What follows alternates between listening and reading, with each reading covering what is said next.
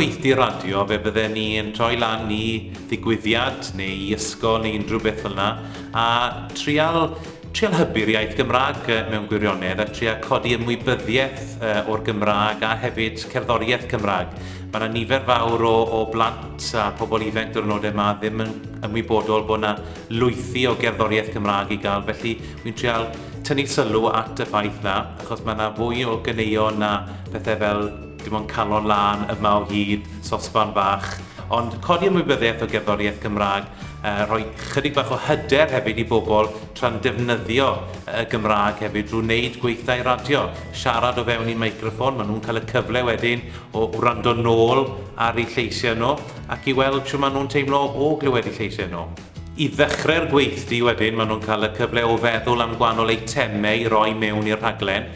Wedyn ni'n mynd trwy'r broses o sgriptio yr eitemau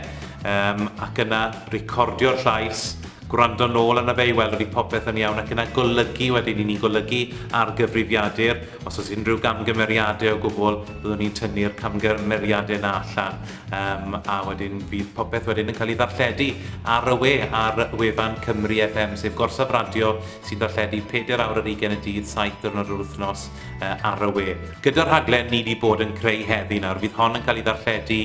heno, marcio ryw 7 o'r gloch ar wefan Cymru FM. Mi fydd hi hefyd ar gael i'w wrando eto yn syth ar ôl wedi cael ei ddarlledu, felly mi fydd modd i unrhyw un wrando ar y rhaglen yn rhyngwladol a gweud y gwir oherwydd mae'r wefan yn cyrraedd dros y byd i gyd, felly os oes yna Gymru yn gwrando falle yn Patagonia, yn America, yn Sbaen, yn Hong Kong, yn unrhyw le yn y byd, mae'r Gymraeg yn cyrraedd y llefydd yna. Ac